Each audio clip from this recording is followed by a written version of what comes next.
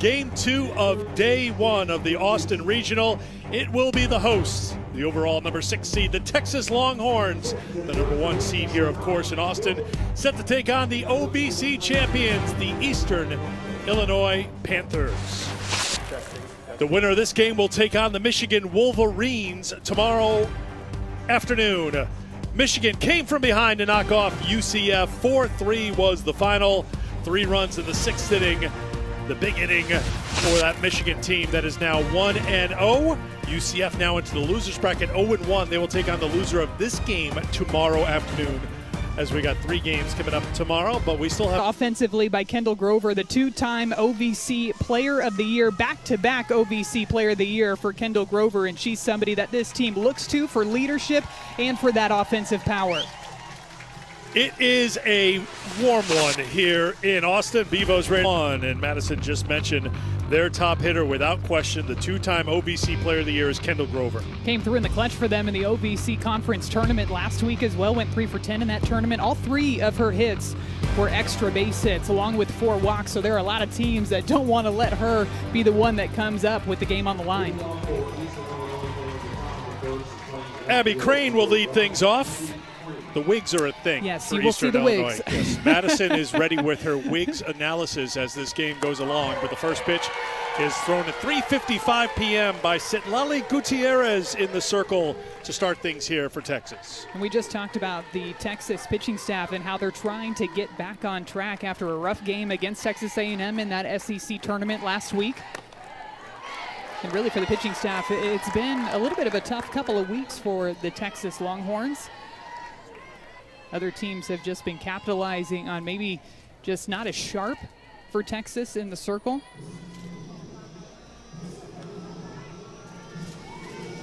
Bit of a pause here as the umpiring crew. So, we typically see that when teams are on defense with the pitch communication technology. Wonder if maybe that was making sure they could all be heard using that tech. There's a strike, and it's 1-2 to Crane. 322 on the season for the 5th year. Second team all-conference in the OVC. Right on cue. I think I might have spoke that one into existence. Jolie Mitchell making sure that she's on the same page with the battery. Pitches being called from the dugout, but everybody can know what's coming, so the defense could anticipate accordingly. Gutierrez with the 1-2. That's grounded wide of Jolie Mitchell down at first.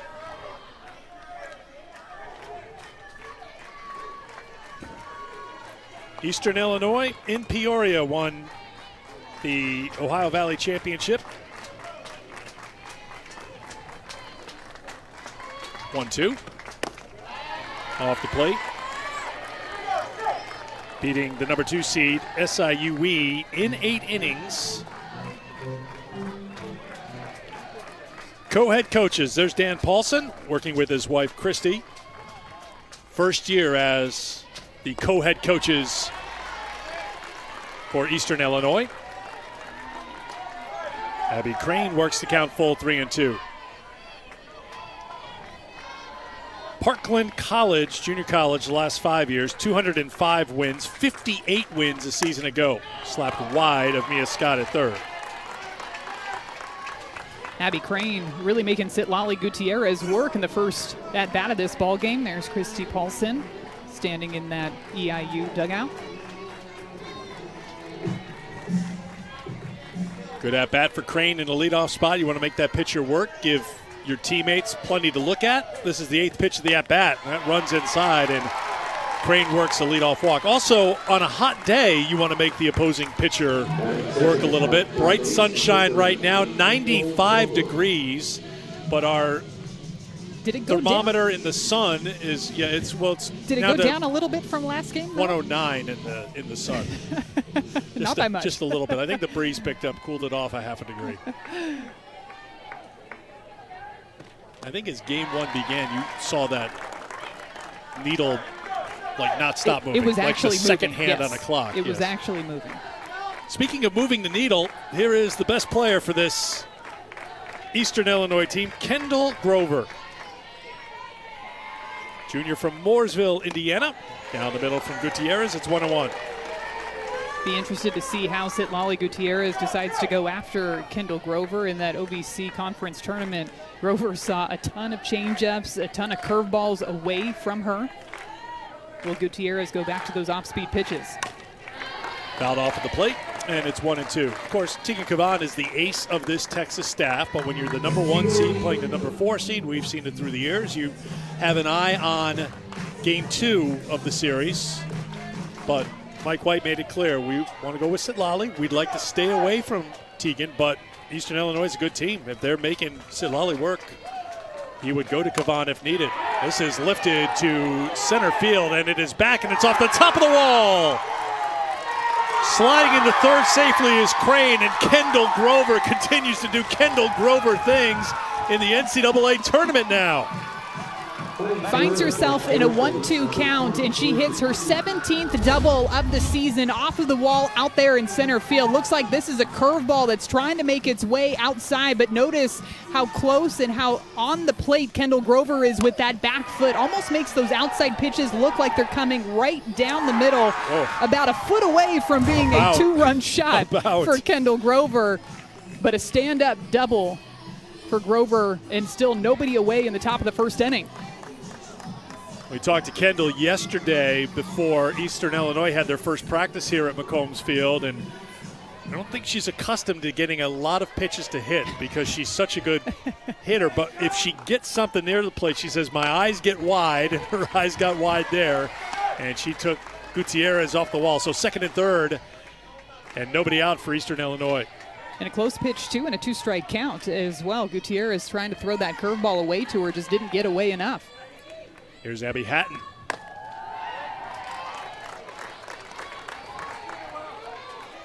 Hatton at .290 on the season. Member of the all-newcomer team in the OVC this year. 4 homers, 37 runs batted in. Had a home run in the OVC tournament.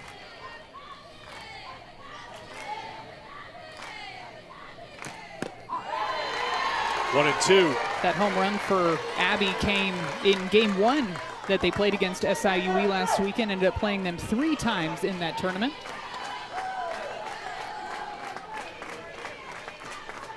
Another 1-2 pitch from Gutierrez. Gets the strikeout. One away for Texas here in the first.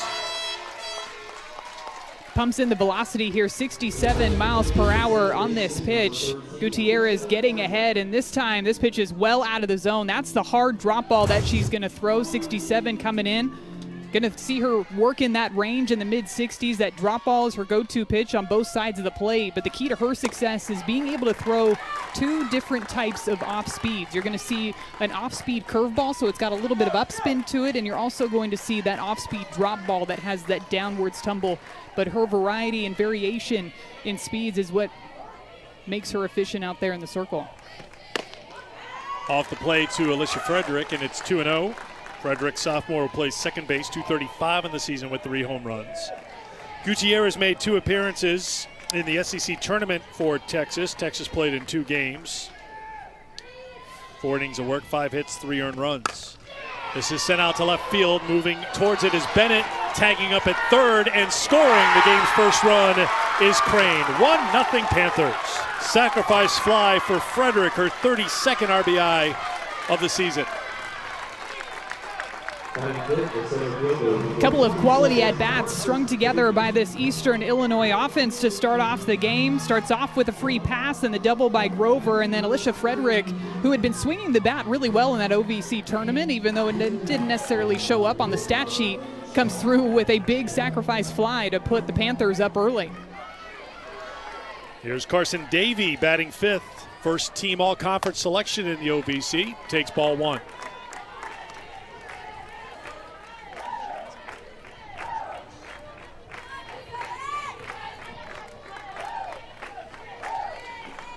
Davey with 3 hits in the OVC tournament. 1-1.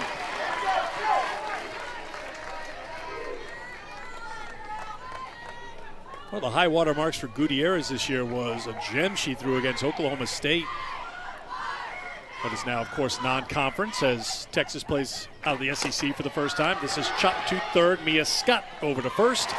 and that will retire the side. Eastern Illinois breaks through in the first, 1-0. For the Panthers. Threw really well last week in the OVC Conference Tournament, had a 2.02 ERA and 17 in the third innings pitched last week.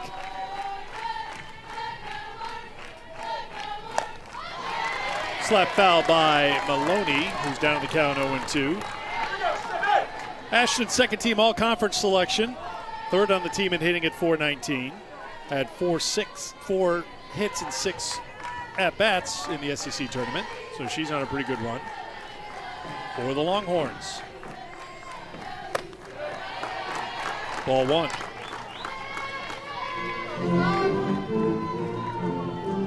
That run by Eastern Illinois ended a 25 consecutive inning scoreless streak for Texas pitching in a game 1 of the NCAA tournament. They had not given up a run in game 1 since 2019. They have a base hit to start things here in the bottom half of the first. Maloney aboard again. In this game, too, you're going to see a lot of lefty slappers on both sides of the field. Ashton Maloney getting things going for the Longhorns, driving this one back up the middle. Looks like a rise ball that Aslanzi's trying to work away from the barrel. And she just pulls it back up the middle right past Brianna Gonzalez over at shortstop. So 7-game on base streak now for Maloney. Ball 1 to Caden Henry. Henry second on the team in hitting at .420. Second team all-conference selection in the SEC. She brings a 5-game hitting streak into the NCAA tournament.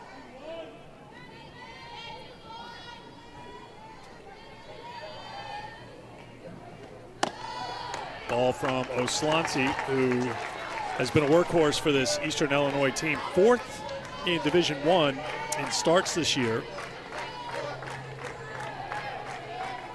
She's closing in on 200 innings of work, which currently she's 8th in Division I in innings pitched. Down to the count 3-0 to Henry.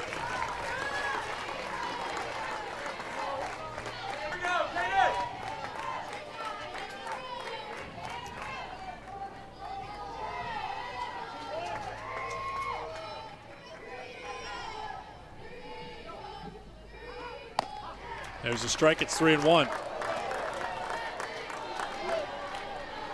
Certainly in the top 6 of the lineup, and you can make a case for beyond that for Texas, but you look at that top 6 with Mitchell in the 6th spot just under the 400 mark, there's really no one you're going to work around. You have to go right after these batters. Bunt out in front of the plate, that's a fair ball, and it's a base hit. With Henry's speed, no chance for Sophia Ullman behind the plate to get the out. And Texas has something cooking here. 2 on, nobody out here in the first. Oslanzi's trying to work her pitches all around the zone, and she has a couple of different pitches that she's going to throw out there, throwing with some pretty good velocity too. Mid to high 60s consistently, works all 4 quadrants of the zone, mostly with that curveball, that rise ball, and that fastball combination. And there's that changeup. That's the off-speed pitch that she's going to drop in there to try to keep Texas off balance. Throws it for strike 1 to Mia Scott. Scott had 3 hits, a couple of doubles in Athens at the SEC tournament. 438 on the season to lead the team. 1-1.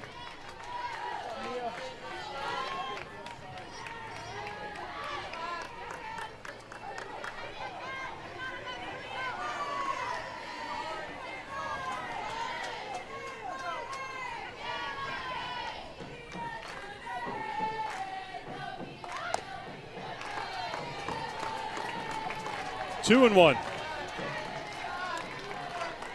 One thing we know about Mia Scott, she's been a 4-year fixture in the lineup. She's going to put the ball in play. Has struck out just 7 times all season. So usually something is happening when Scott is at the plate. She's ahead in the count, 3-1.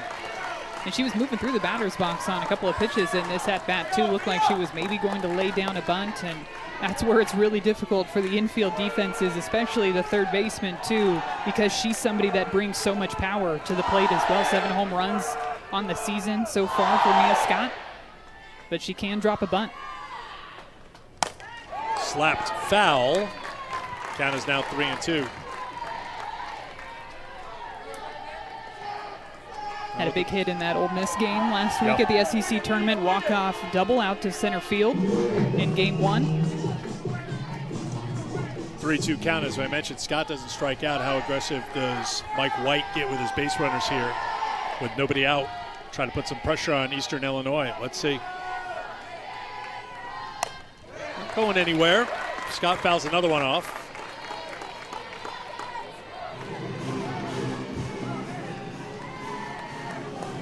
Head coach Mike White for the Texas Longhorns, standing over in that third base coach's box. A couple of foul balls his direction. He's probably saying, hit that one the other way. Oh, that comes up and hits Scott. You can tell a little frustration. Perhaps she wanted to hit instead of be hit, but either way, the bases are now loaded for guess who? Reese Atwood steps to the plate. And this is what the length in the Texas order will do to opposing teams. You were just talking about it, Eric. There's almost a point in this offense where you can't pitch around everybody. You're going to have to pitch to somebody in this lineup, and if you're the Longhorns, this is the exact person that you want up in this situation. Just has the ability to come through in clutch situation time and time again.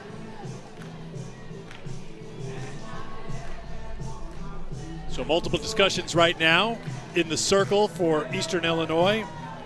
Up the third baseline for Texas. The umpires just got together to make sure their communication system's working okay. Things tend to break down in the heat a little bit. Not just us. There's Mike. Such an impressive stat. Super regional appearance every year as Division I head coach. 16th career NCAA tournament appearance. The consistency that he's been able to bring at Texas and when he was the head coach at Oregon as well.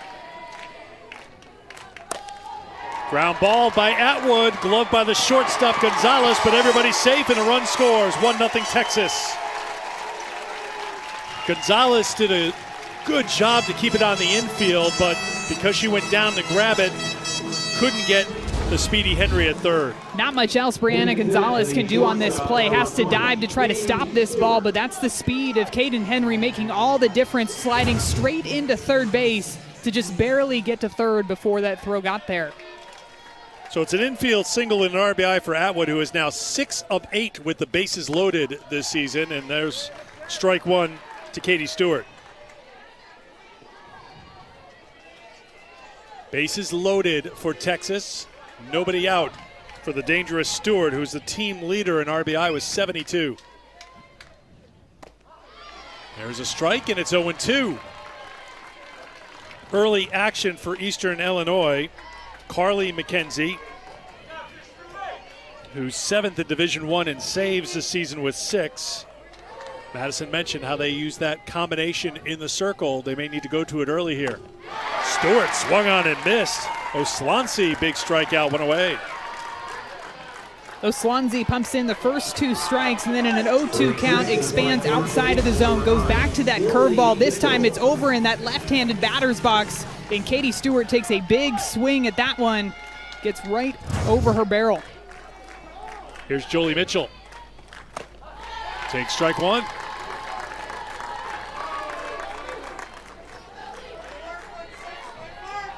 Mitchell, first team all conference. She's hitting .398 on the season, but at home, she's hitting .519. Bounced up there for a ball. It's 1-1.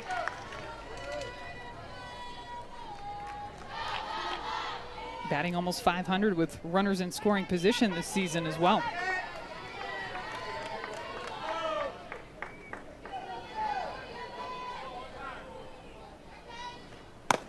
Numbers tell you Mitchell's in a comfortable spot, but she's not in a comfortable count. 1-2 now as Oslancy pounding the zone.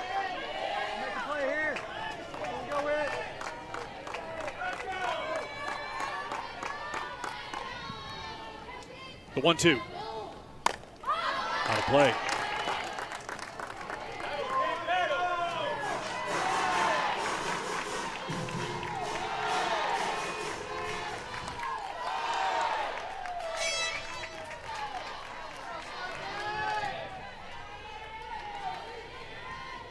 Another 1-2. Swung on, hit deep to left field. This is back to the track, to the wall, and off the top of the wall. One run has scored, a second run is in. Atwood to third, a two-run double by Jolie Mitchell, who comes through with runners in scoring position and at home again. 3-1 Longhorns.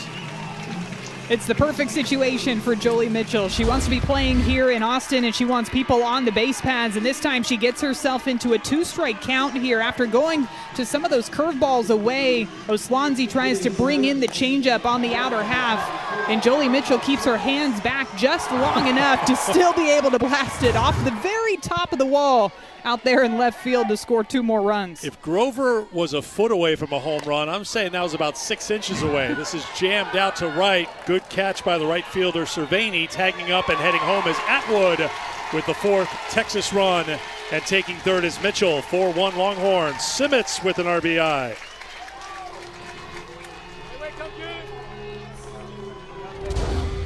Let's see just how close this one was to being a grand slam. Literally off that top corner of the wall. It might be even less than inches. I'm Centimeters? You're going to go metric on me? Yeah, a little bit. Yeah. I'll a centimeter? A centimeter? A couple. I'm going to go 1.5 inches and it would have skipped over. How many centimeters in 1.5 inches, Madison? There's no ruler available here 15? for you. Is that right? No, Did I think get that there's, right? I think Is there's it, is 15 it not a centimeters direct? in a foot, roughly. It's not direct. Nothing about the metric system is direct. Yeah. I shouldn't have even How did we guessed on get that here? one. I shouldn't have Leanne even Good, guessed. help us. 1-0 to 3? Good. Fouled off, and it's 1-1. Good playing in her natural position, according to Mike White of second base. That's where she's been at her best, as Texas has had to mix and match things in the field quite a bit. They lost their number 1 shortstop, Vivi Martinez, to a knee injury in the preseason. 2-1. So Good has played all over the field, but White says we're at our best when she's at second. Katie Stewart has settled into that shortstop role for Texas, making her 10th start at shortstop. Hoping that it all fits right here for another run to Oklahoma City.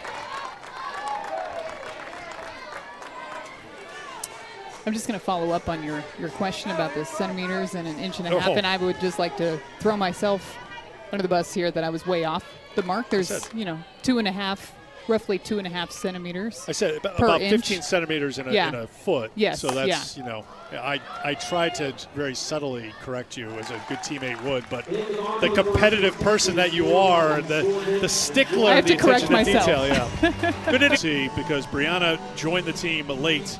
She wasn't here for the workout yesterday. She was back home in California for her father's funeral service.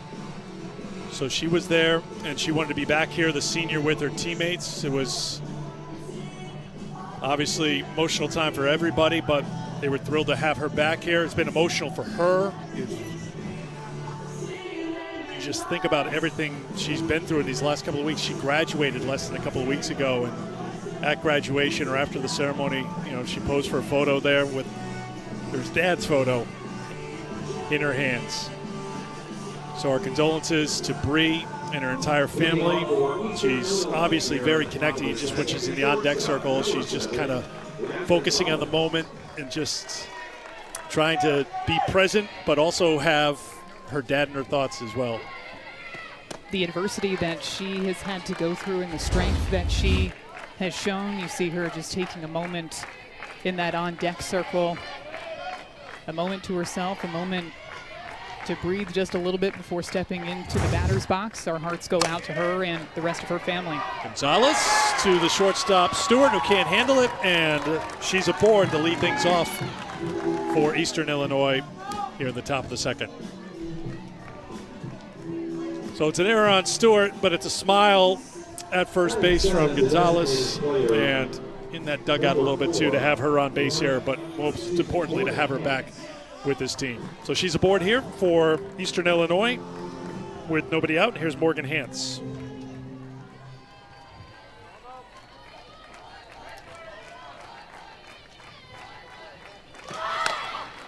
Hantz takes strike one. Freshman in the DP spot, having a great season at the plate. in her first year, 371 on the season. First team all-conference selection. Had a couple of hits in the OVC tournament.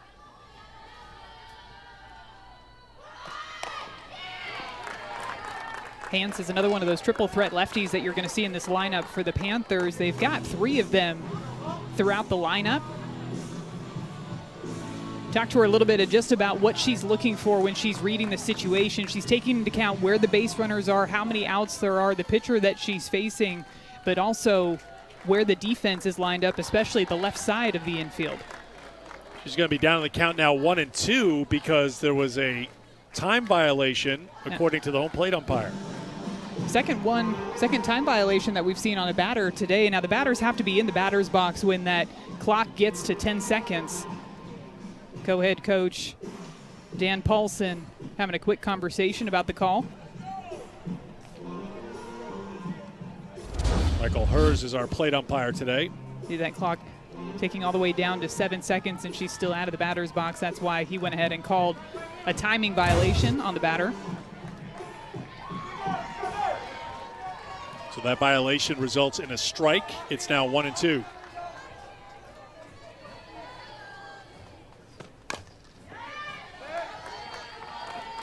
And that'll change the way that the defense is set up, too, because once you get to 2 strikes, pretty much eliminates the bunt. So you'll see Mia Scott over at third base just take a few more steps back, knowing that Hans is either going to go to that slap or swinging away in this 2-strike count.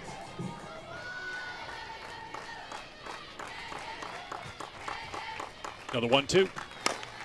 Back up the middle, chance for 2. Good to Stewart for 1, but just a little bit of a bobble in the transfer, so Hans will be safe at first, 1 down here in the second.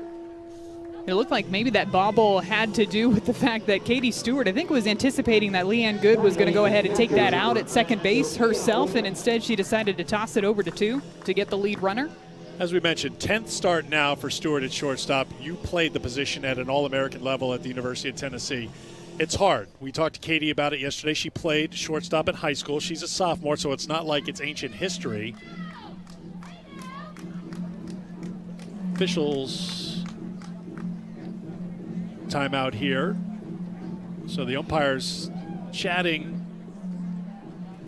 You know, Eric, I'm wondering if they called her for being out of the box and because she had 2 strikes on her when she made contact. So it's looking like that's the case because that's Gonzalez back at first base. So good call, Madison. The umpires got together. So Hans called for a timing violation of being out of the box.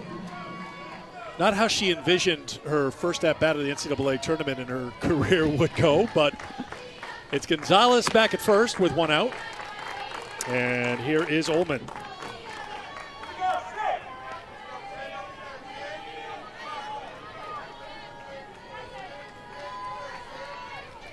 So that goes 2 unassisted on the scorecard.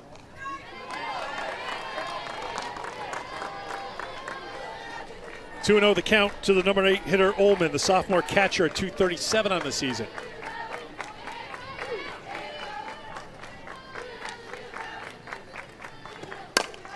To the right side, a base hit. Gonzalez will hold at second, and Ullman has a single here for the Panthers.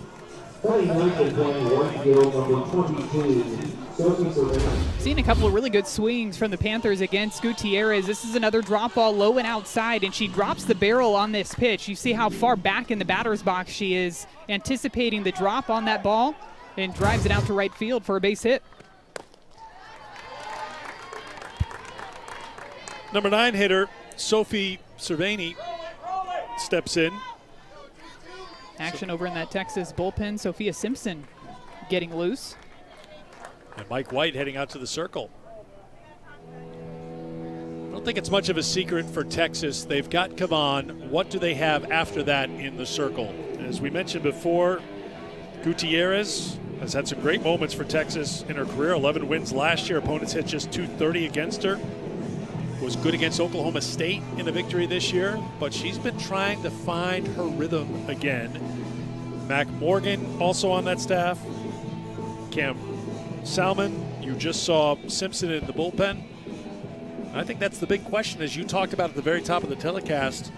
that Texas has to answer here in the postseason. And it's really interesting, too, because when you look at Texas in the majority of the season, I would say that one of their strengths outside of their offense was the depth in their pitching staff, because they have so many different arms that can come in different roles, whether that's Mac Morgan, like you're seeing in the dugout now, that brings in that drop ball. Sophia Simpson, who's known for that changeup that she can bring in. It's just a matter of Texas being able to put it all together.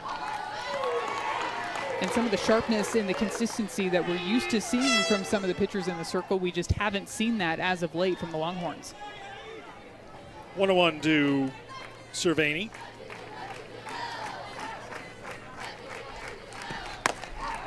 One to two.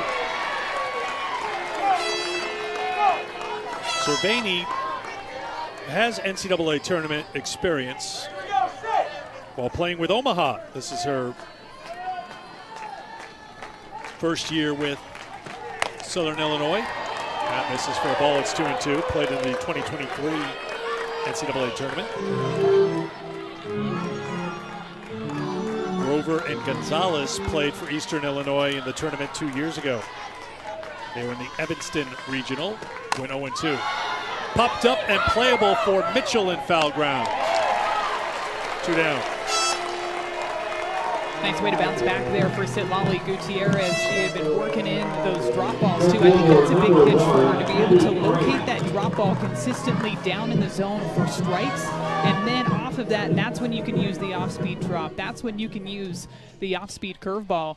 Even going back to that game against Ole Miss at the SEC tournament where Citlali pitched, it looked like Ole Miss was sitting on the off-speeds. They were looking for something in more of a slower rhythm. And you're seeing her pump in another one, 69 miles per hour. It does feel like this is a big batter for Gutierrez. I know we're in the second inning and Texas has a 3-run lead, but you're facing Abby Crane. There's 2 runners on. If Crane is able to extend this inning here, look who's on deck. Kendall Grover, who missed a home run by about a foot her first time up. And to your point, Eric, if she reaches base, you'd almost be put in a spot to where you have to throw to Kendall Grover. Exactly. Ideally, you'd love to navigate the game if you're Texas and not to have to pitch to her in those types of situations. But if it were a bases loaded 2-away situation, you have no choice but to throw right to Grover. 0-2 the count to Crane. Off the plate for a ball, it's 1-2. Crane walked and scored the Eastern Illinois run last inning.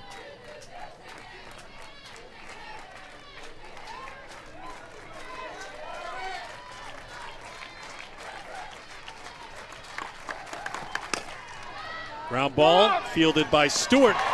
Good throw to first to retire the side. 1.5 done over. There's more softball to come. That's my type of year-round sport, right? Being able to watch softball all year long. Looking forward to watching the Athletes Unlimited Softball League get underway this summer. So many fantastic athletes. We saw a couple of them, Maya Brady, Montana Fouts, but Kaylani Ricketts, Kayla Kowalik, Megan Faramo, just so many different names. Looking forward to watching them all compete this summer. At a city near you as they take the show on the road before it all wraps up at the Rhodes House in Tuscaloosa at the end of July. Bottom half of the second inning, 9-1-2 for Texas. Katie Bennett to lead things off for the Longhorns. 1-1.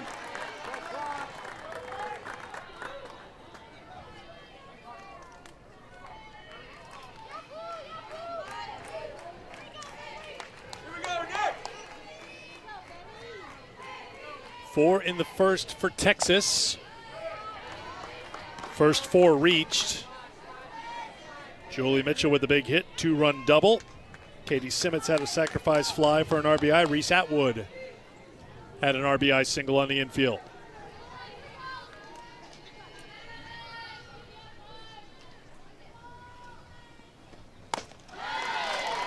Swing and a miss, it's 2-2.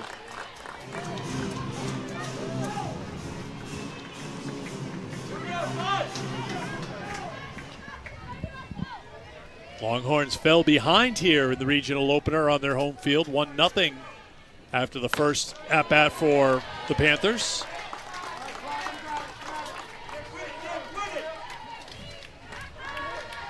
Last year, Texas picked up 55 wins. Mike White's team, 23 of those wins in the Big 12. had the epic Super Regional Series with Texas A&M. 3 one-run games in that 1 versus 16 matchup. I feel like there's a couple of epic super regionals that I can think of that involve Texas A&M last year, and Texas when they were at Arkansas a few years ago. Yes. Went on to play in the championship series that year as well. 3-2 to Bennett. Just off the plate, Katie Bennett's aboard with a leadoff walk. That last pitch just barely missing out of the zone. That's the fastball that Oslonzi will throw out there in the circle. She said she's got natural run and a drop to her fastball, so it almost looks like it's a drop ball that's running away from the left-handed batters, but a lot of late sharp movement on that fastball. Top of the order for Maloney. Maloney slaps it through the left side at a base hit. Her second hit in as many innings. And once again, Texas has it cooking in the heat here in Austin, 2 on with nobody out. Maloney continuing to just work this defense. This time she drives it through the 5-6 hole, but look at her eyes and how they follow the ball to her barrel. She gets a good hop on that second hop too.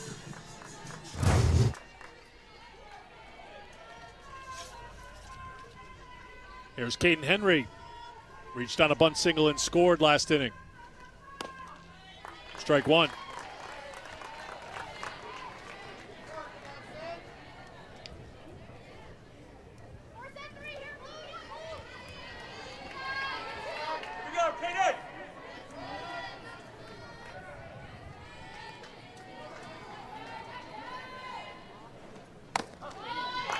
Oh, and 2.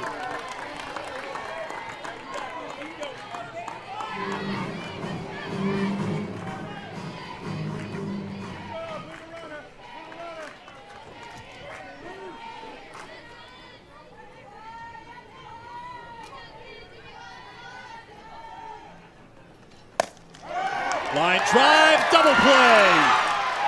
Frederick with the catch. Tagged the bag to double up Bennett. Panthers getting it done defensively, 2 down. It's all about having your pitchers back in the circle, and Frederick has to run a couple of steps up the middle, dives, and then after she secures that ball, crawls over to the second base bag to secure that unassisted double play up the middle, robs Caden Henry of a base hit.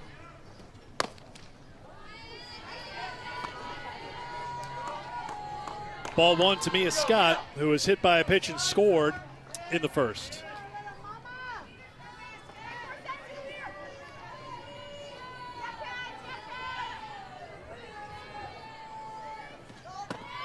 There goes the runner. The throw is not in time, and it's a stolen base for Ashton Maloney. That's her 11th successful stolen base of the season. Seems like this offense for the Longhorns is just trying to do whatever they can to continue to put pressure on this Eastern Illinois defense. Using the speed game, using the slap game, laying down some bunts as well.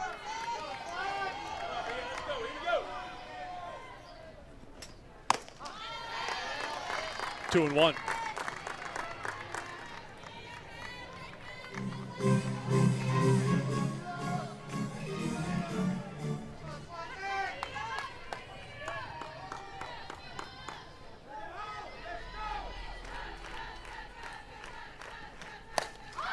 Popped up, playable in foul ground. Grover has it to retire the side. 2 innings complete here in Austin. 4-1 Longhorn. Combs Field in Austin. They have a 4-1 lead, and they have a new pitcher in the circle, Cam Salmon. The freshman coming into this ball game in the top of the 3rd inning. Just over a 2 ERA so far this season. 52 and a third innings pitched. Prime example of what she likes to throw out there too. Likes to throw arm side with that screwball, rise ball combination. Will throw a drop and a changeup in there as well. The start for Citlali Gutierrez went those 2 innings. Gave up the 1 earned run.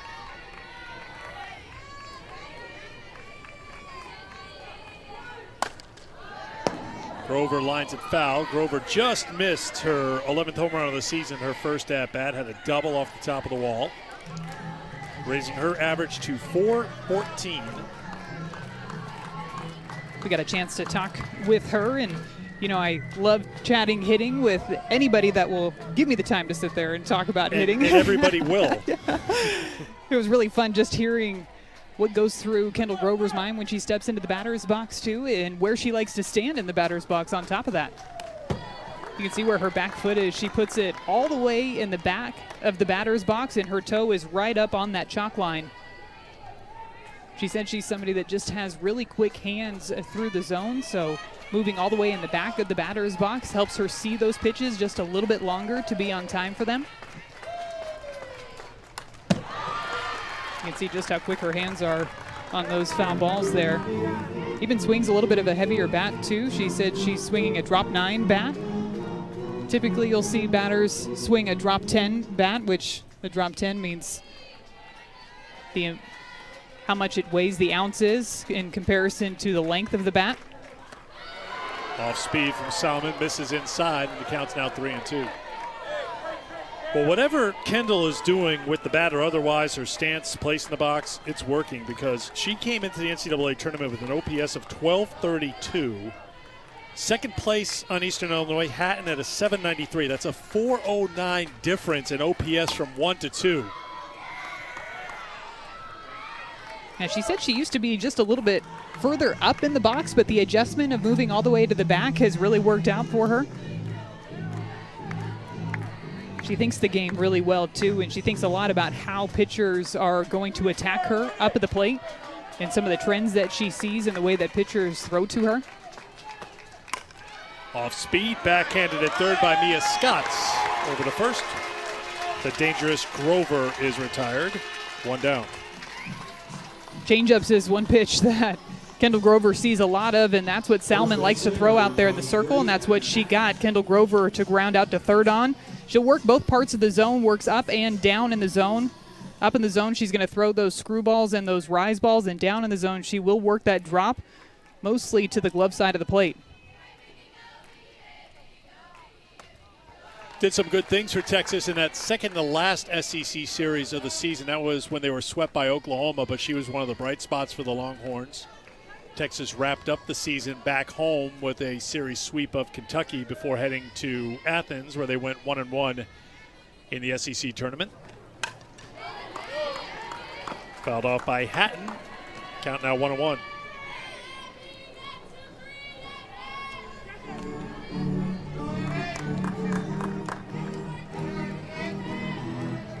Salmon made one appearance in Athens. That was against Texas A&M when an inning and 2/3 gave up 4 hits, 5 runs, but none were earned. Give you an idea of how things went sideways in that game for the Longhorns against the Aggies right from the start. A lot of talk when we talked to the players yesterday about what was the message, what's the mindset, how are you approaching these days between the end of the SEC tournament, where you got run-ruled by Texas A&M, and the start of the NCAA tournament. As this one is grounded to the right side, it rolls up on good, but she sticks with it for the out. 2 down.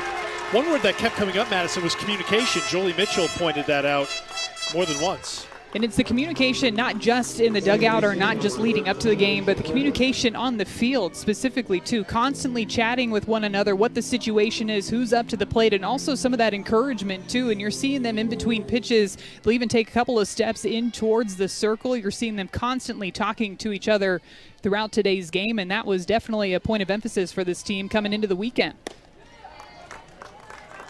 And the way that they played last week is just not the Texas team that we've come used to seeing throughout this season. So there was no surprise that they were going to have to do something different this weekend if they wanted to try to continue their season onto the super regional round. And one of those big pieces for them that they could change was that communication. Another one to good, gloves this one, throws to first. The 1-2-3 inning for Salmon and the Longhorns, who lead by 3 after 2.5 here in Austin. This year went on to win that Big 12 tournament title. And Nigeri Kennedy was just outstanding in that game against the Arizona Wildcats. And the Wildcats have a really, really solid offense. But yes, the way that Nigeri was throwing the rise ball, throwing the changeup, just had them off balance all game long. Reese Atwood with a fly ball into the Eastern Illinois bullpen. Texas Tech did not give up a run in winning their first ever Big 12 tournament championship. They were the regular season champs.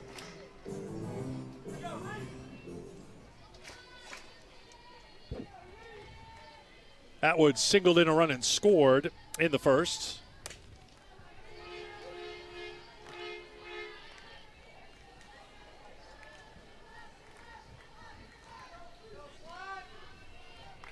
Two and one to Atwood.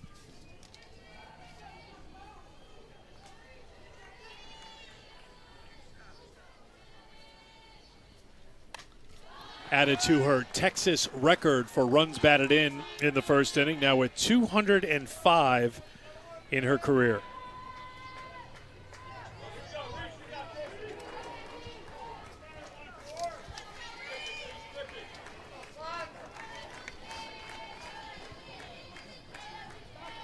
Asked for time. 7-game on-base streak for Atwood after that single in the first inning.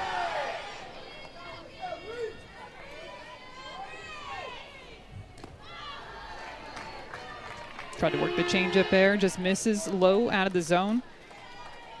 The RBI production, the run production for Reese Atwood is just off the charts. And the focus that she has to be able to come through time and time again with runners in scoring position is just so impressive to me.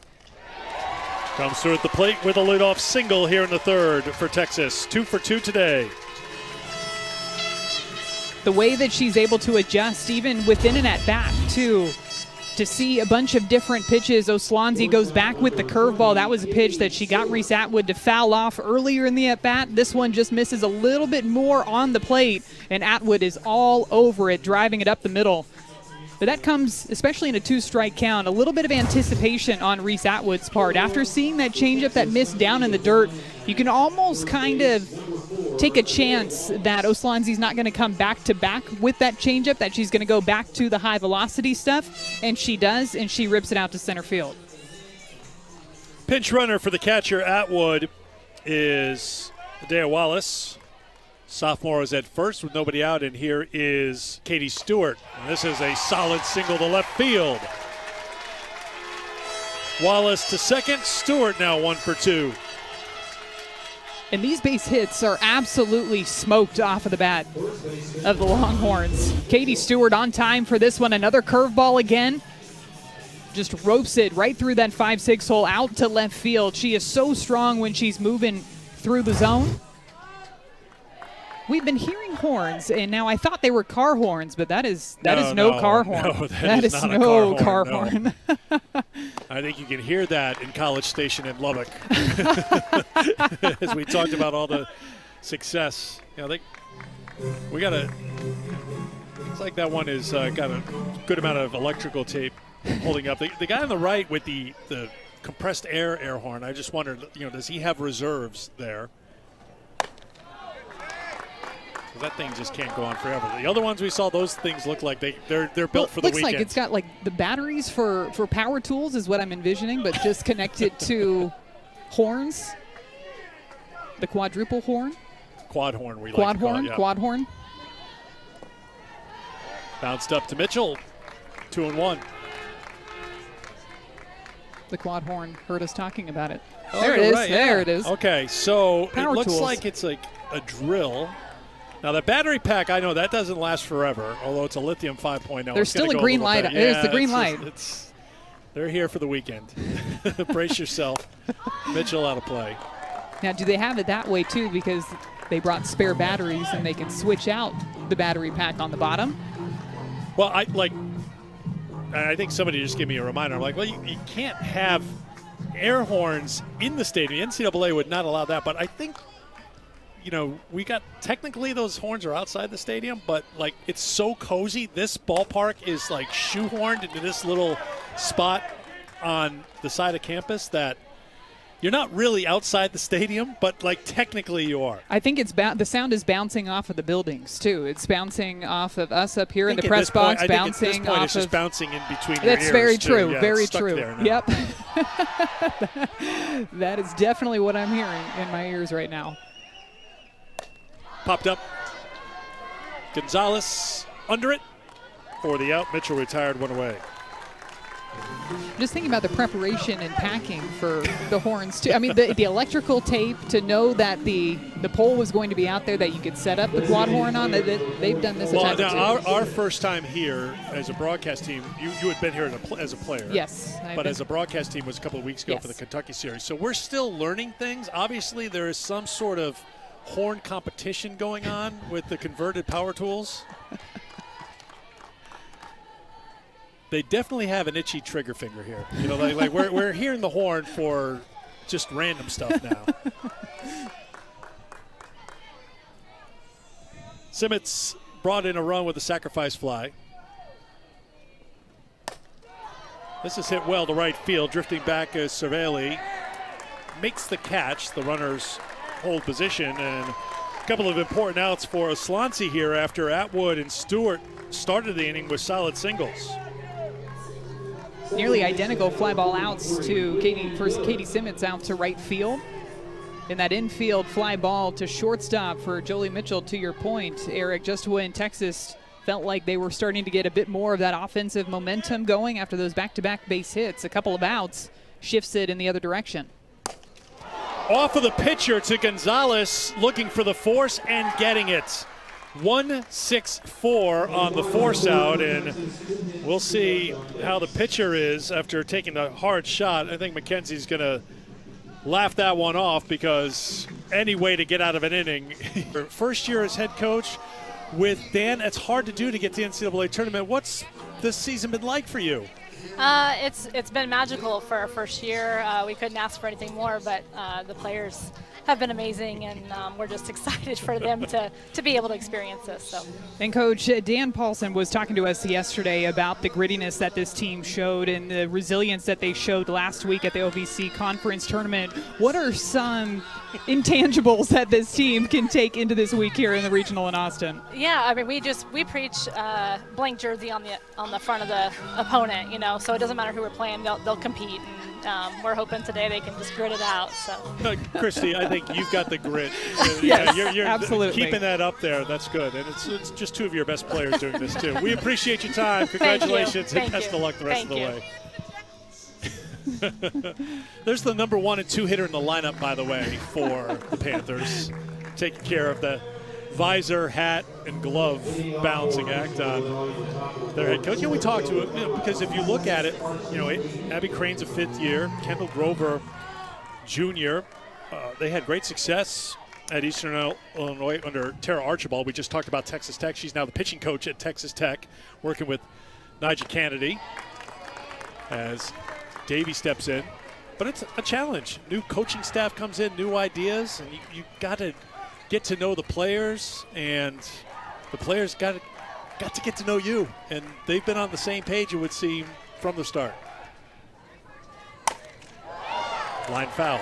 And that was something, too. Kendall Grover had even mentioned that both Christy and Dan Paulson took into account how the players were coached before and tried to weave them into their coaching style, too. So it's that constant communication right when you step foot on campus, and having those types of open conversations, too, to where you can learn from one another.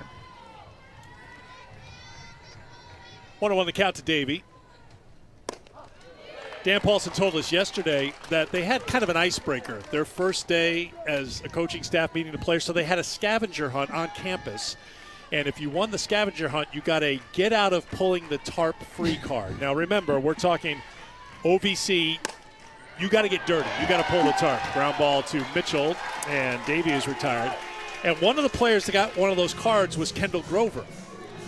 And Kendall Grover had a chance to turn in that card, but to give you an idea of what kind of player that the Paulsons are dealing with, Grover refused to use her card and was there to pull the tarp.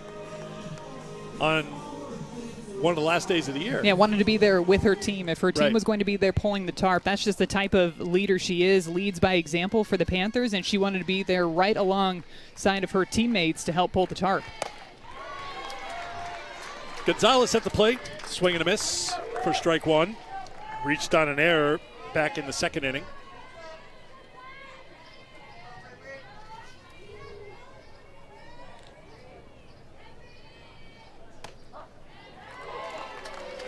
I was locked into what Christy said, but I am also locked into she's saying something and answering your question, yet keeping that head perfectly balanced while Crane and Grover were doing their it's got to be handiwork. hard to listen to the questions, right? When you know that things You are being talk about stacked grit. right on top You of your talk about head. focus. Yes, yeah. It was there.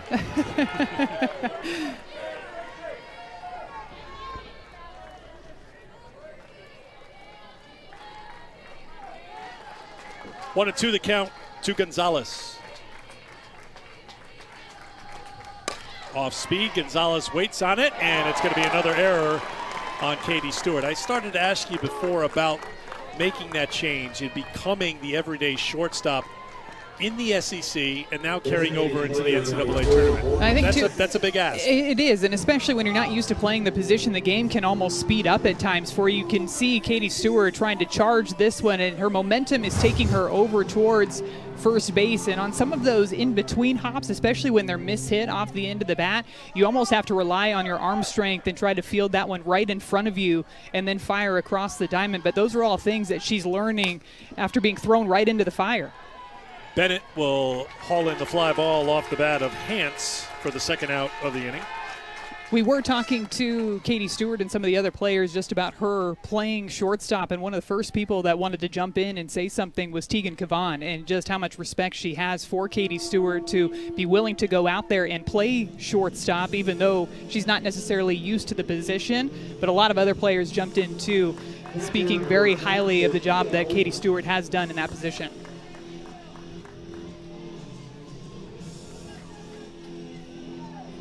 You were an everyday shortstop, and even then, when you think of it, if you're not feeling it and something's hit to you, sometimes you get in the head like, oh no, don't hit it to me, or what am I going to do here? You don't want to be in that processing mode. You don't want to overthink it. It's got to be instinctual at that position. But I still think you see that aggressive mentality from her when she's out there at shortstop, in that communication that we talked about earlier. That's another reason why the communication is so key for this Texas team, is to constantly talk with Katie Stewart about the situation, about where the runners are, about what sort of pitches and the tendency in which the ground balls are going to make their way to you, because all of that is swirling through your head in between every single pitch, and that's why the game can start to speed up just a little bit.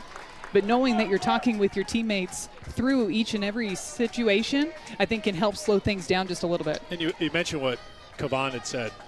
I think they probably say things in private, but I think Tegan wanted it to be heard in front of the media, in front of us, just like we appreciate what she's doing just to try to step out of the comfort zone, because we need to solidify what happens in other parts of our defense.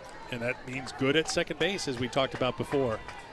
We know Mia Scott can play every position on the field. We've seen that. But she's comfortable down at third base. That's off the plate for a ball.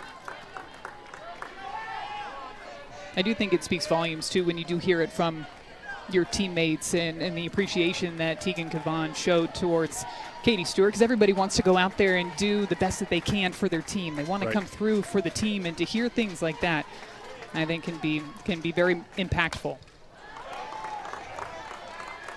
Ullman fouls another one off, making Salmon work here.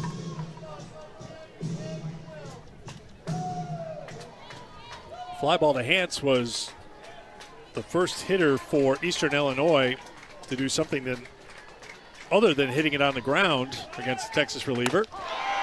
Inside corner, called strike three. First strikeout for the freshman. That will retire the side.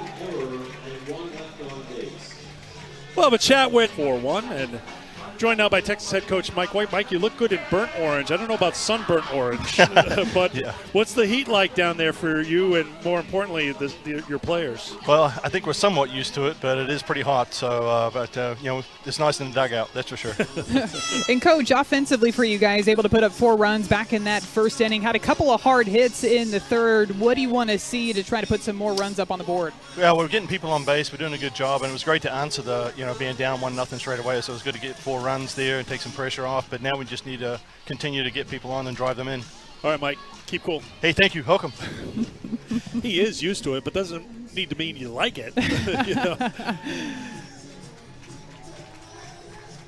You'll take the heat, though, over storms. Storms. I believe there could be some weather issues at other regionals right now, so I feel like we're the fortunate ones right now.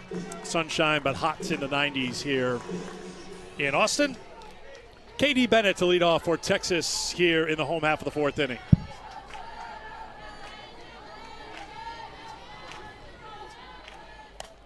Swings at the first pitch and fouls it off for strike 1.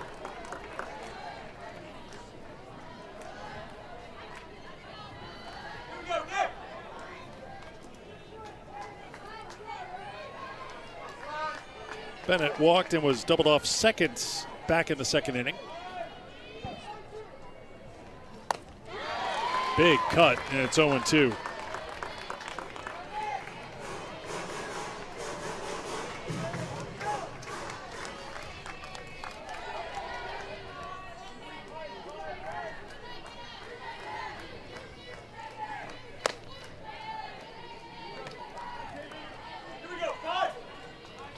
We welcome those of you joining us. Eric Freed, Madison Shipman here in Austin, Texas. Day number 1 of the Austin Regional. The hosts, the Texas Longhorns, fell behind 1-0 in the first, but scored 4 in the bottom half of the first. They lead 4-1 as we play in the 4th, and they've got the leadoff runner aboard. KD Bennett is on to start things here in the 4th for Texas. Texas has had plenty of base runners. They just haven't been able to score since the first inning, Madison. Yeah, they ended up with back-to-back base hits to start off the bottom of the 3rd inning, but then it was an inning-ending hard-hit line drive back up the middle, and it's just been about coming through with that timely hit over the past couple of innings for Texas. Coach Mike White said that they're going to work to continue to get people on base and try to drive them in. Top of the order. Maloney looking to bunt. It is a good one. Moving on to second is Bennett. Maloney, who was 2 for 2 at the plate. Successful sacrifice, 1 down here in the 4th. Eastern Illinois, the OVC regular season and tournament champions out of Charleston, Illinois. In the NCAA tournament for the 2nd time in program history, all coming in the last 3 years. And Mackenzie Oslanzi, sophomore out of Illinois, making her 35th start of the season, and she has pitched well. She has walked the tightrope a few times, but her defense has been there to help her out. Keep this to a 3-run game here as it gets a little later in Texas. Yeah, unassisted double play in the 2nd inning, and then a hard hit ball that actually ricocheted off of Oslanzi over to her shortstop to end the bottom of the 3rd inning. So the Panthers turning those 2 double plays to keep this one close here with Bennett at second and Caden Henry at the plate. Henry singled and scored in the first and lined into that double play that Madison mentioned in the second. Very hot here in Austin. Game 1 went to the Michigan Wolverines. They came from behind to knock off UCF.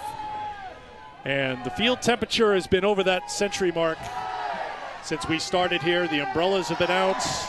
Shade is hard to find this time of day here in Austin. Air temperature 96 degrees, and we've been told we're the lucky ones because it was 106 just a couple of days ago before we got to Austin. Now, Ice cream sales very robust, Madison. Yeah, yes. When I keep looking out, I do see the flags blowing, so it looks like there might be a little bit of a breeze swirling out in the outfield. Slow roller left side, charged by Gonzalez, but no chance to get Henry with her speed. Now they have Bennett in a rundown. Back behind the play, taking second base is Henry. So Bennett is tagged out. 2 down. Interesting by Bennett off of second base there too, because I thought that Caden Henry was going to be able to beat out the throw over to first base if they made the throw over to first base. I wonder if she was maybe trying to bait that throw to second, but just took one step too far off of second base and found herself in a rundown for out number 1. 6-4-5-6, Madison. I know you wanted to know the scoring on that one. You're welcome. 2 down for Mia Scott.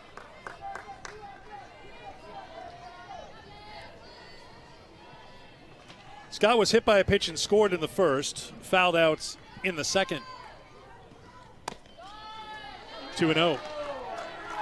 So the winner of this game will take on the Wolverines tomorrow in our first game, 1 o'clock Eastern time here at McCombs Field in Austin. UCF, now 0-1, will take on the loser of this game in our second game tomorrow. Of course, 3 games on day 2 of the regional round.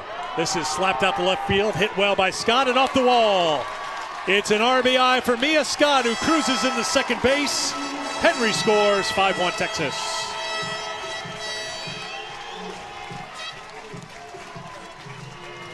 Mia Scott hit a fly ball over to third base in her last at bat, and you could tell she just missed on that swing. She gets herself into a good hitter's count here, and this is that fastball with the arm side run, so it's going to run away from the barrel of the lefty Mia Scott, but she does such a good job of staying with that pitch, driving it with power and extension off of the left field wall to score another Longhorns run.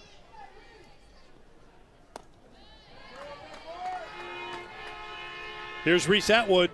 Singled in a run and scored in the first, singled again in the third.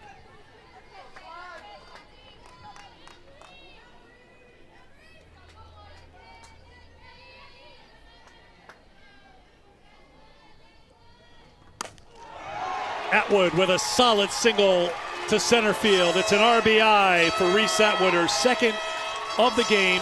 73 now on the season, and Texas adds to their lead at 6-1.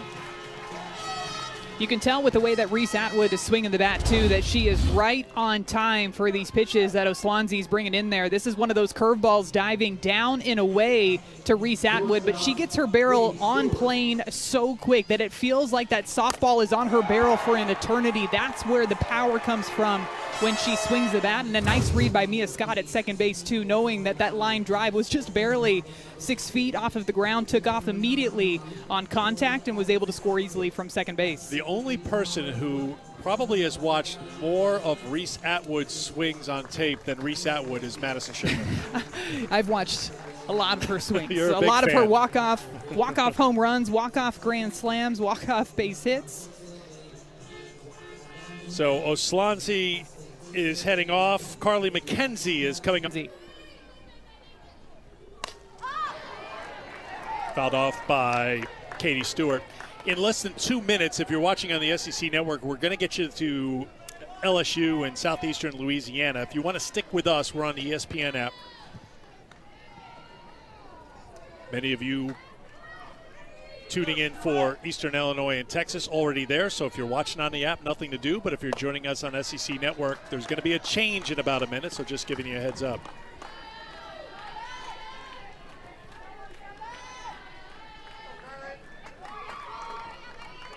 One and one the count now to Stewart, who's 1 for 2 today.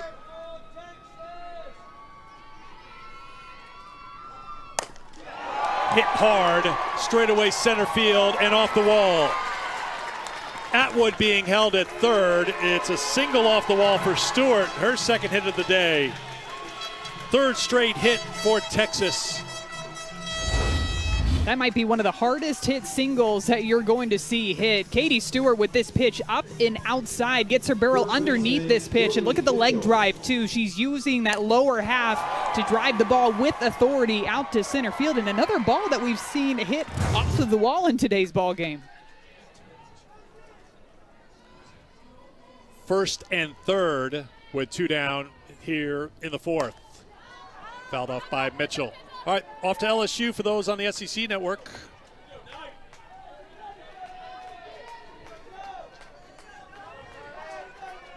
For those who have stuck with us on the ESPN app, we know who our true friends are. Thank you for staying with us. The 0-1. This is the time of the year, though, where you've got to have the quad box working, as many games going as possible at one time. This is the weekend, though, when, quad is 4. What's the word for 16 the boxes? The quad horn agrees that the quad box needs to happen. We are covered, and we've got more. We've got 16 horns going on around outside this stadium right now. It's loud for us. What if you happen to say, hey, I'm going to go watch a softball game, and you're like, oh, this is a nice spot right here. There's a little breeze blowing, and all of a sudden the person you stand next to you got to do your pregame scouting, is going 120 decibels in your ear. Mitchell, pop up shallow right. This should be the right fielder's ball, and it's called for by Cervini, and that will retire the side. But Texas adds to their lead, 6-1 Longhorns after 4. We've got our crew who have done an outstanding job, especially those who have to be outside. I mean, obviously for some it's not their first day game in Austin, so they know. Bring your own shade. But we thank everybody. Some have air conditioning. Oh. I went to chat with Dusty pregame, and he had the window open, but it was comfortable in that room. He also had about 3 cases of water and thirst-quenching drinks in there. I don't know if they were meant for him or for the staff or someone else, but he's ready. You got to stay hydrated in this heat. Yeah, so this is down first base line, right? Mike? Yeah, Mike Roygard, director. Yeah, oh, yes. So first base camera well was prime position for game 1, but in game 2 the sun has moved a little bit, so it's getting a little crispy down there. Third base is winning right now, but it's going to be warm here all weekend. We thank everybody who was here early today, early crew call for these first 2 games. We've got the 3 games coming up tomorrow. It's just going to be sunny and hot. Looks like otherwise the weather is fine when it comes to severe weather, so we're happy about that. You do know I'm a little superstitious when it comes to that, and you've mentioned it a couple of times today, but I know that if you're mentioning it, then we should be all good. Tapped to seconds. Leanne Good is there, and quickly 2 away for the Panthers here in the 5th. Third baseman, Kendall Grover. Well, Texas getting some good innings from Salmon in relief of Gutierrez here this afternoon. She's got her pitches working in a few different directions, too. Likes to work that up spin with the screwball and that rise ball combination, but she's getting some of those ground ball outs on that drop ball that's got some late bite to it. Here is Kendall Grover. Interesting shift going on in the infield. Talk about respect for Kendall Grover. They've got 3 on the left side of the infield, do the Longhorns. It looks like Leanne Good has moved over up the middle, almost into that shortstop position. Katie Stewart right in the 5-6 hole, and Mia Scott over at third base. Kendall Grover does like to pull the ball, and like we mentioned, she puts her toe right up on that chalk line, and what that'll do too is it'll make those outside strikes feel like they're down the middle or even inside.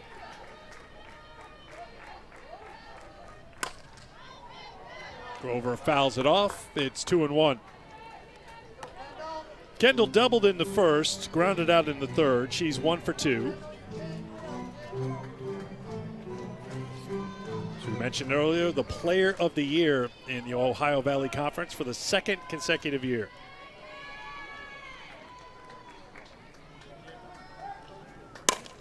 Hit it where they ain't, Kendall Grover. Second base unoccupied. That spot in the field where the second baseman would be. Grover hit in the gap in right center field, and she ends up with a double. That's a ball player. It can be tempting, too, to almost over-adjust your swing when you see that shift on, but this is a pitch that's right down the heart of the plate, and she keeps her hands inside on that swing, and what that does is it keeps your barrel back behind your hands and allows you to drive the ball the opposite way. She saw the shift, she saw a pitch that she could handle, and she drives it out into that gap and legs out a double, too. Second double for Kendall Grover in this ballgame. And the 51st of her career. Strike 1 to Abby Hatton, who's 0 for 2 today.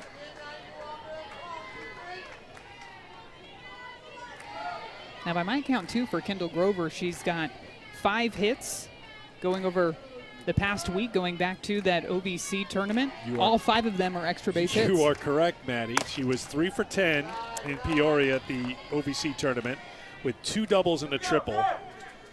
So she's got 5 hits in the postseason, all extra base hits.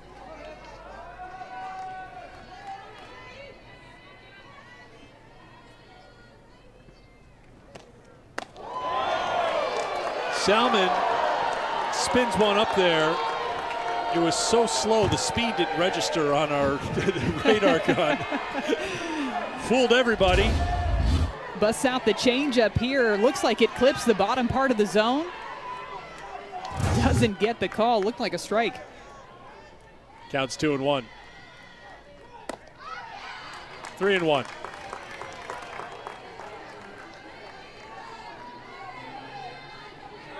Having to adjust to maybe some of those pitches in the low part of the zone not being called. She's been working that drop ball in there, like we said, for those ground ball outs. Slapped. Fair ball. It's an RBI double for Abby Hatton. The freshman has her first hit in the NCAA tournament. 6-2. Couple of big hits in the last couple of weeks for Abby Hatton. Had that big home run last week, and this time knowing that Salmon had been working the low part of the zone, she goes down and gets this one and hits it down that left field line. That's a clutch piece of hitting to score another run for the Panthers. And Hatton will head off for a pinch runner. Mary Beth Dyson will run. Activity in the Texas bullpen again. Mac Morgan and Sophia Simpson getting ready to go. Alicia Frederick.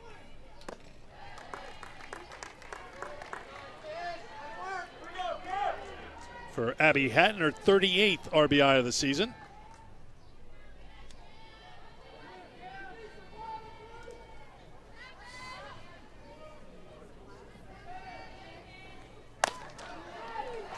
1-1. Frederick brought in the first Eastern Illinois run with a sacrifice fly in the first, grounded to second in the third.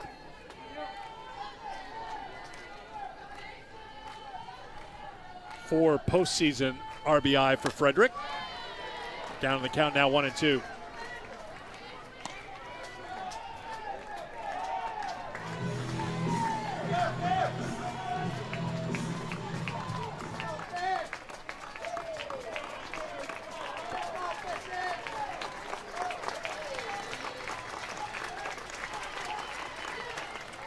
That skipped up, bounces off of Atwood, and it will allow Hatton to take third.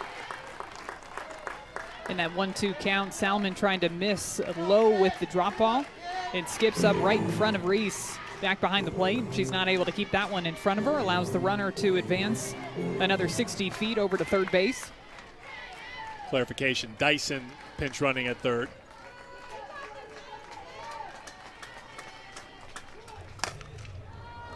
Fly ball to left. Bennett drifts back, and she's got it to retire the side. But the Panthers pick up a run. They're down 6-2. The team that loses in this ball game. UCF had a 3-0 lead in the Big 12 quarterfinals against Arizona. Lost that game 4-3. And today they had a 3-1 lead against Michigan and ended up losing 4-3. Came down to a really clutch swing by a freshman, Lauren Putz, with a big home run out to center field to give the Wolverines the lead. Their first lead came in that 6th inning, 3-run 6th inning for Michigan. So the Wolverines 1-0 here in this double elimination regional rounds.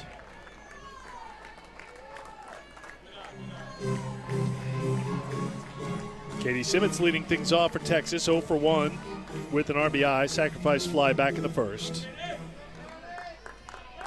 Carly McKenzie in the circle, second pitcher of the game used by the Panthers. Facing her third batter. And it's a 4-pitch walk to Simmons.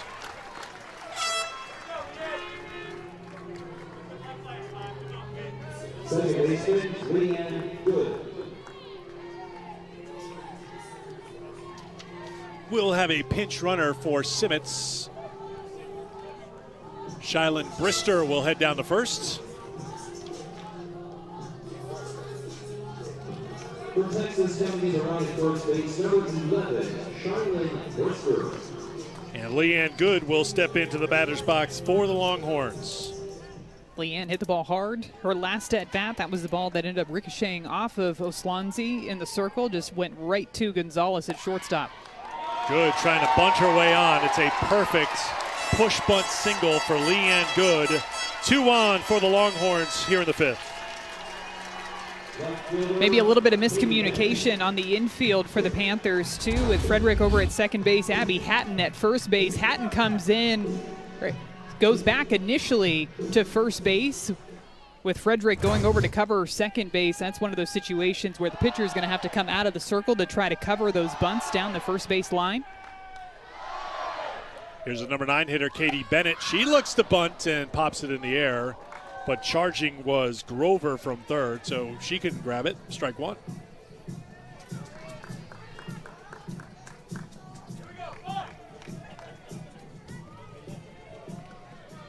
Bennett walked in the second, singled in the 4th.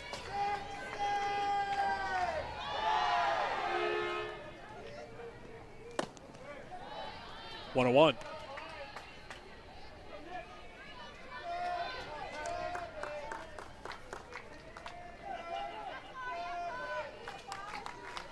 Bennett had a long slump late in the season. Was on an 0 for 29 skid over a 14-game stretch that ended in Game 2 of the Kentucky series that closed out the regular season.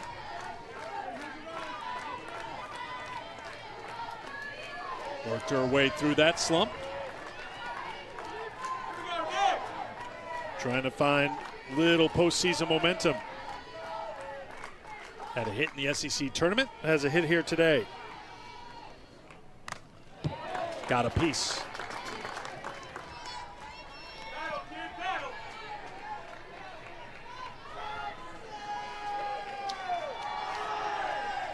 So you played in the regional round when you were at Tennessee. What's Friday night like after that first day and you know you got to turn around the next day and be on the field and ready to go, perhaps playing 2 games in a day as Bennett fouls another one off? Well, I think the adrenaline's going to be high coming into this weekend no matter what, and it almost kind of feels a little bit like some of the preseason tournaments that these teams will play in February, with just the amount of teams and just how quick of a turnaround it is from game to game. Sometimes you might only have 30 minutes in between to try to flush whatever just happened and turn around and try to win the very next game. I've been in situations where we lost the first game of the regional, ended up working our way back. Another base running mistake here for Texas as it got away from the catcher. So Good got the second, and sliding back safely is the pinch runner Brister, and Good will retreat to first. That play developed like it's 95 degrees outside and you're just not moving quickly. That's what that looked like. Well, a couple of base running miscues that we've seen from Texas in this ballgame too. Those are the little things that start to add up when your season's on the line. Looked like the throw beat Brister to the base, but was she able to get that left foot into the base in time before that tag was applied? Now, at one point during that sequence, Good stepped on second base, right? She was on second base for a moment, I thought. Hang on one second, we'll get an announcement.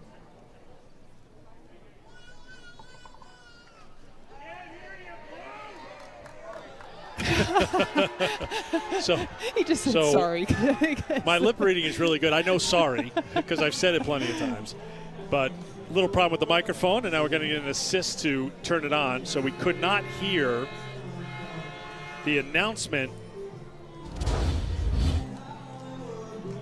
Now the call in the field was safe at second base, so let's take another look. The throw definitely beats Brister to the base, but let's see when that left foot touches second base. She's in there safely. I think she's in there, yeah. The question is, if we just roll it through a little bit, Scott and Mike, does she pop off the bag? Because she goes in really hard. Does that foot pop up and off while she's being tagged? No, I think she kept it on there. I think she's on there, yeah. At least from that angle, looks like she stays on there the entire time.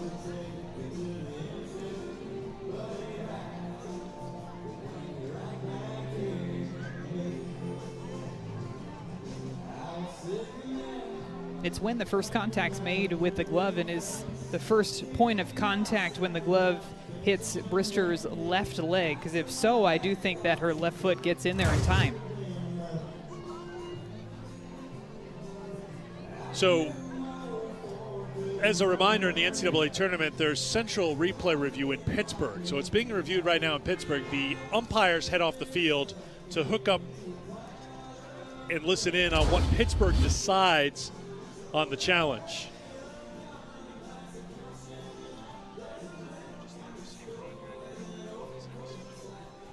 So what we've heard is they're just looking to see if this is safer out at second. There's nothing else in play here for what Eastern Illinois could be asking the umpires to look at. So it's just, is she safer out right here? And the call on the field was safe.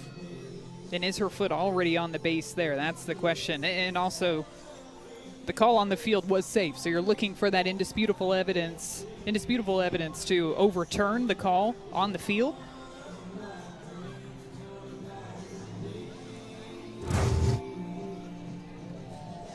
So for the moment, first and second for the Longhorns with nobody out.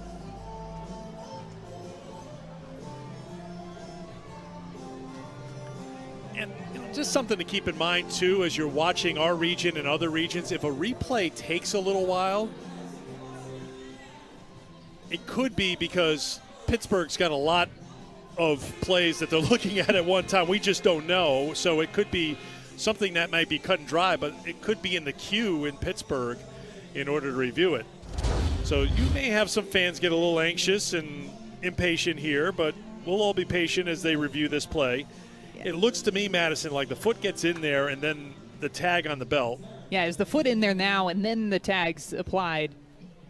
It's so hard to tell from that angle, too, when exactly that foot hits the front part of the base. Is her foot on the base there is the question. I just don't think that there's enough there to overturn that call. And again, from that angle, too, it looks like that left cleat stays on the bag as well. Doesn't pop off. And if this call stands, this would be a big break for Texas, because that could be a huge shift in momentum in this game after a little bit of indecision on the base paths. We've seen that a couple of times today. One base running mistake that was costly for them. But for the moment, it's worked out for the Longhorns. Let's see if Jim Bertuzzi's mic is operational. The call on the field of safe is upheld. I think that's a mixed cheer from the fans of the ruling by Pittsburgh and actually the microphone working. They're just happy for the little things right now.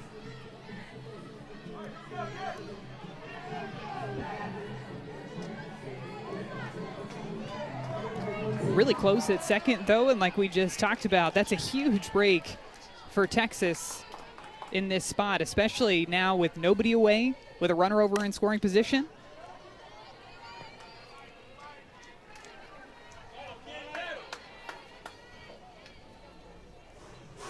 Bennett up there battling with nobody out here in the fifth. Eighth pitch of the at-bat coming up from Carly McKenzie. Bennett has fouled off 5 of the previous 7 pitches.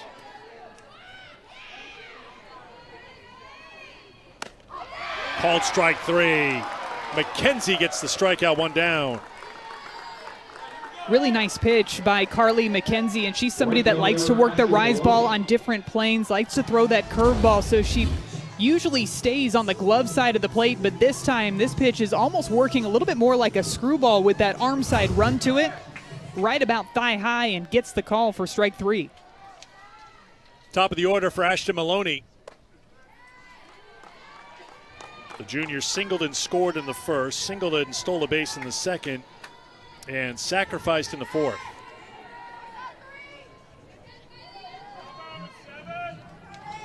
Two for 2 today after going 4 for 6 in 2 games in the SEC tournament. Swings through that one. It's 1-1. McKenzie pumping in some heat on that pitch too, coming in 68 miles per hour on the outer half.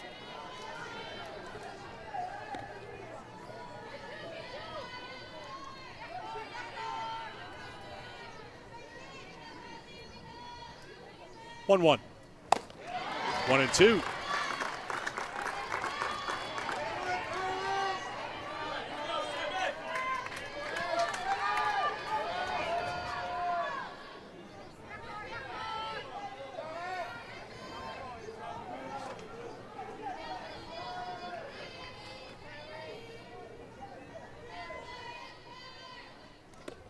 Skipped up, it's a wild pitch, and the runners will advance.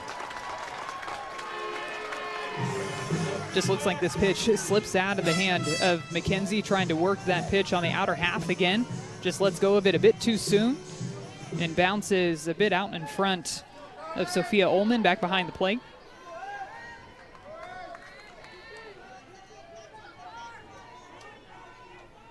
Two to Maloney.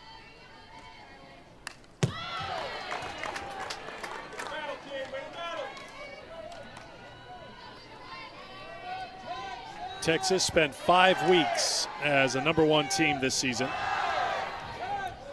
All of their losses this year, to top 25 teams. Mike White's team came in hitting .354 with 73 home runs. Maloney a big part of that success.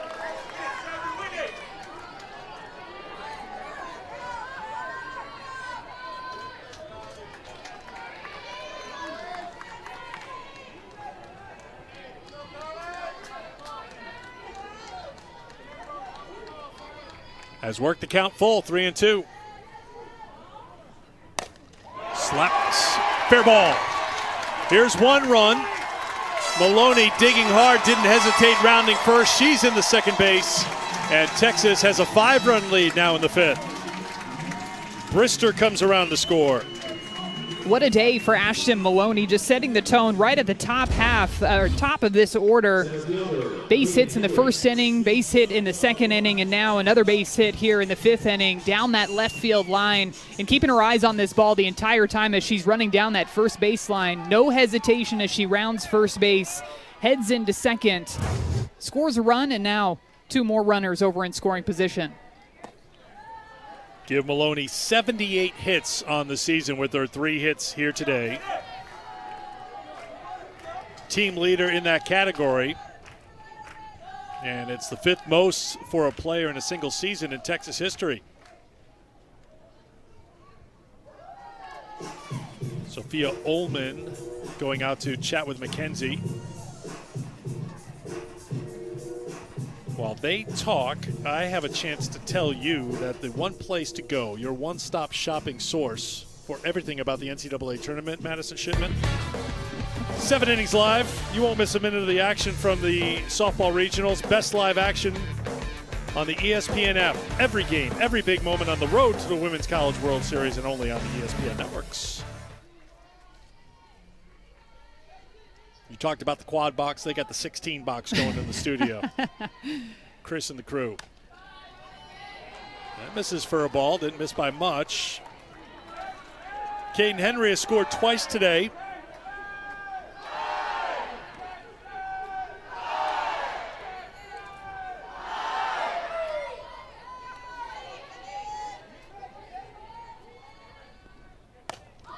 Out of play. We got a chance to talk to Caden Henry, and I was asking her a little bit about her hitting style when she steps up into the batter's box. And she's somebody that likes to sit certain pitches, and she said, I just want to hit middle. I think everything is middle. Now, sometimes I think things are middle, and I go back and watch them on film, and they were not middle, but that's all right. Her definition of middle is a little different than most. I also didn't you ask, what's her thought process, or what does she think about when she's at the plate? And her answer was pretty honest. She's like, I don't know. And that got a laugh out of Jolie Mitchell and her teammates in there. You want to clear your mind when you step into that batter's box? There's one that gets away, but second and third. Bases are loaded now as Henry is aboard for the 3rd time today. Well, getting into a little bit of a tense time here for Eastern Illinois because it's a 5-run game. There's 1 out, and the bases are loaded for Mia Scott. Now, this is one of those times, too, we've seen throughout this season that Mia Scott is somebody that likes to go up there and take the first pitch of the at-bat. Only 7 strikeouts on this season, so she's not afraid to get down in the count and get into a 2-strike count. But is this one of those times where she'll go up there and be aggressive early in the count, knowing that it's a bases-loaded situation? Carly McKenzie's going to want to throw a strike in there to try to get ahead of the batter. Does she change her game plan a little bit in this type of situation? And a bit of a save here from Christy Paulson on her way out to the circle. Brought something cold for Carly McKenzie to drink, who's working hard out there in the sun right now here in the 5th inning.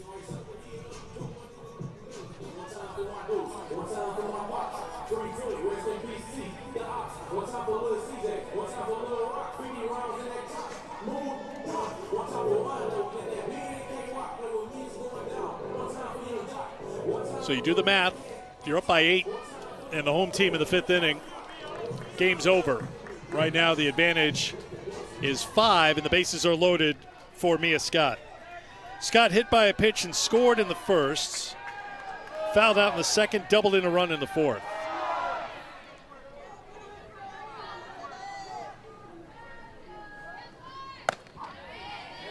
Texas scores 3 here, and the game is over. And Mia Scott sticks with her game plan. She goes ahead and watches that first pitch go by for strike 1. You could put it on a tee on the plate in front of her, and she would probably say, just give me an 0-1 count. I just work better that way. Ground ball, right side, looking for the force at the plate. Big out there for Eastern Illinois, 2 down. They get the lead runner, bases still loaded, but now 2 away here in the 5th. McKenzie using that velocity to her advantage, too. Gets ahead in the count after that first strike and then runs that rise ball in on the hands of Mia Scott, who's not able to turn and get solid barrel on it. Hatton with the quick throw over to the plate to cut down that run. Panthers are not out of the woods yet as Reese Atwood steps in. Atwood with a little bloop to right field. This is going to get down, and this could clear the bases. 1 in, 2 in, 3 in. Texas will win.